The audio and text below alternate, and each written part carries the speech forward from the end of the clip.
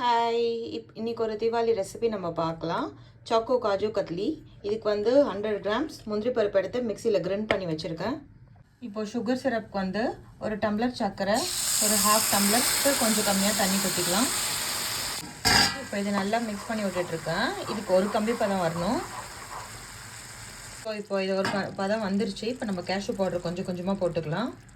இப்போ நல்லா மிக்ஸ் பண்ணியாச்சு. இந்த ஸ்டேஜில் நம்ம 2 பவுடர் கோகோ பவுடர் போட்டுக்கலாம்.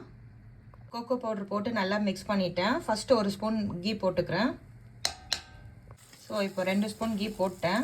நல்லா மிக்ஸ் பண்ணிட்டேன். இப்போ இதை ஆஃப் பண்ணிடலாம். இப்போ ஒரு பேக்கிங் ஷீட்டில் ட்ரான்ஸ்ஃபர் பண்ணியிருக்கேன். ஒரு 2 மினிட்ஸ் சூடு ஆறட்டும். இப்போ இந்த ஷீட்டில் வந்து இதை நம்ம கையில் ப்ரெஸ் பண்ணி விடலாம். இப்போ நம்ம இந்த சப்பாத்தி இது பண்ணுறதை வச்சு இப்படி ஸ்ப்ரெட் பண்ணி விட்டுக்கலாம். ஃப்ளாட்டாக ஆக்கிக்கலாம்.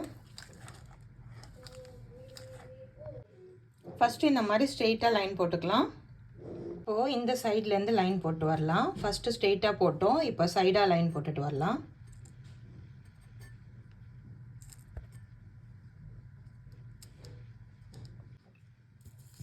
இப்போ கட் பண்ணிகிட்ருக்கேன். பிளேட்டிங் பண்ணிவிட்டு காட்டுறேன்.